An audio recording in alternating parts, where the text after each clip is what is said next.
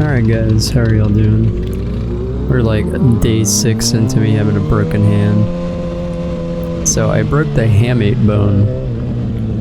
It's kind of like a, I don't know, it's a small bone under your pinky. And it kind of has like a horn sticking out of it. And apparently I shattered that when I fell. Yeah, I flipped over my handlebars and just slammed straight into it. Also onto my GoPro.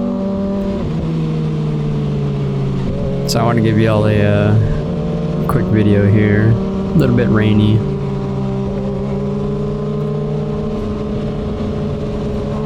And naturally we hit like every single light.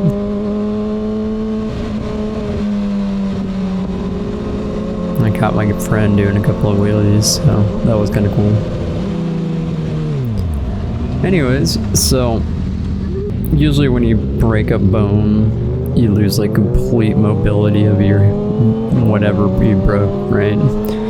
Well, my right hand, its swelling is almost completely gone. There's a little bit of pain in the wrist still, and basically like none anywhere else.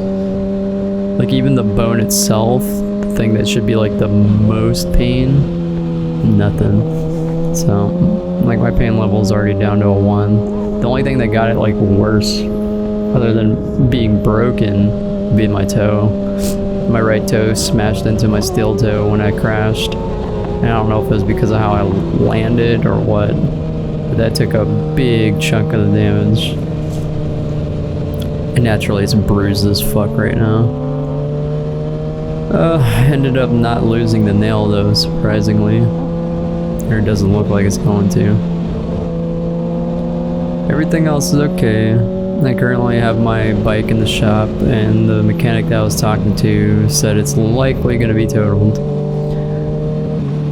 Basically, because of how it fell, and how I fell, yes, it was a like 22-mile-per-hour wreck. You know, when I slowed, when it finally actually like flipped over. Apparently that caused the bike to like slingshot into the ground, you know, along with me.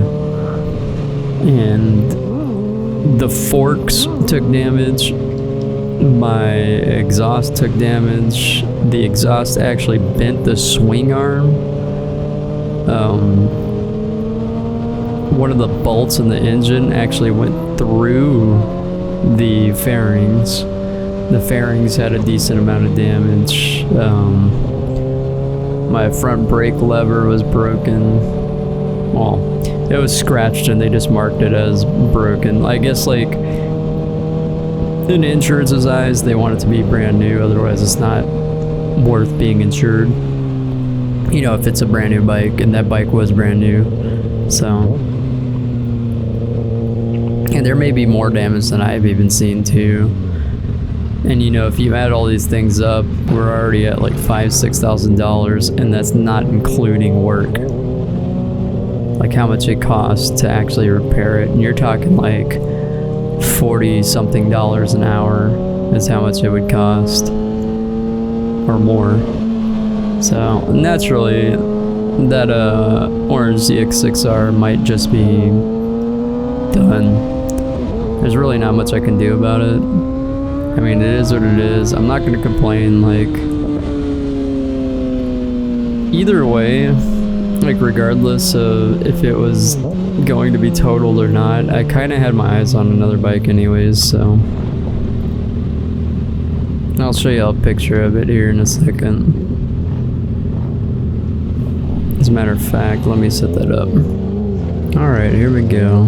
So after this, I'll put it up on the right side and you'll actually get to see what it is. And so, I think not having ABS kind of has been causing me a lot of problems. Anyways, this is the bike. This is the 10R. It's basically a big brother of the 6R that I have right now. And I found plenty of them.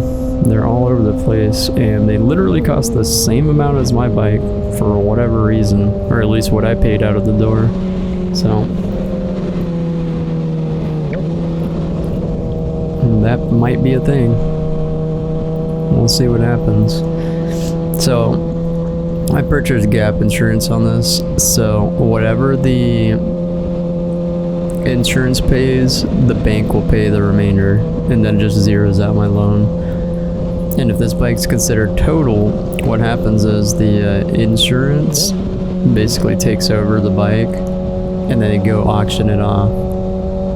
Now I have the option to buy it for whatever their auction value is right off the bat before it even goes to auction, and basically my loan will be paid off and I'll keep the bike. But the downside is the title itself gets a mark against it, and that mark basically considers the bike salvage, which makes it like no longer able to be insured here, or at least with my insurance. So it's kind of like a dual-edged blade. It's like, yeah, I could have my loan paid off and keep my bike, but then I'm dealing with that whole problem where I can't insure the bike and it's just not even worth. So I mean, no matter what I do, it just sucks. It's okay. I had a lot of fun on this bike. I really enjoyed it. It's definitely, in my opinion, more fun, and also I think it's just designed perfectly for, you know, no matter what you do, really. Like whenever I get hit by wind, I'm not really bothered by it.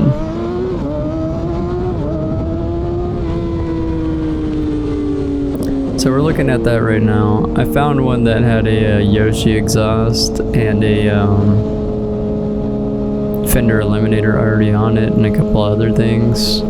It had a few miles. It was like under 100, but you know, the price was just so much lower. So that might be the next thing I go for.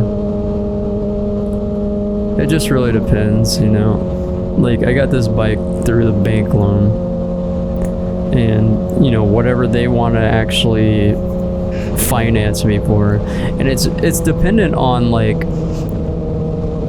some factors. I don't know if any of y'all have actually gone for loans for vehicles, but basically they look at how much your vehicle is worth and then how much you're trying to finance. And generally, if your vehicle is worth more than you're trying to finance it for, they'll approve you. Now, the ZX6R right now is, I think, almost 10 grand or maybe 9 grand right now. With the mileage it has on it, it was like 1728. So, with that being in mind, you know, if it's totaled, the insurance is gonna pay that amount.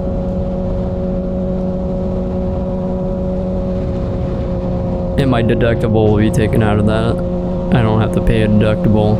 Now my gear, on the other hand, you know, we're kind of in a gray zone. Like, it says safety gear is covered, and I have up to $2,000 of coverage, but some things aren't covered, like my GoPro supposedly is not, even though technically it's a safety thing too. You know, recording, you know, accidents and stuff is actually definitely something you can consider a safety item.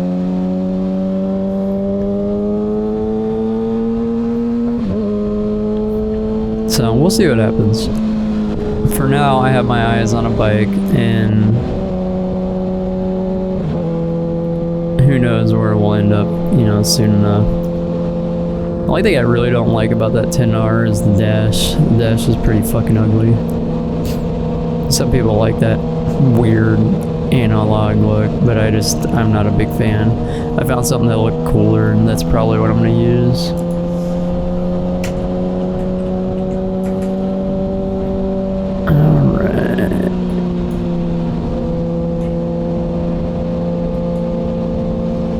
Anyways, we're coming up to the end of the video here.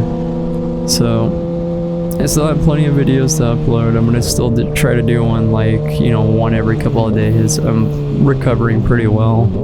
I mean, I have full motion to my hand already. Like, the only thing that kind of hurts is my pinky a little bit and like my wrist. My swelling's almost completely down. So, I guess we're doing pretty good.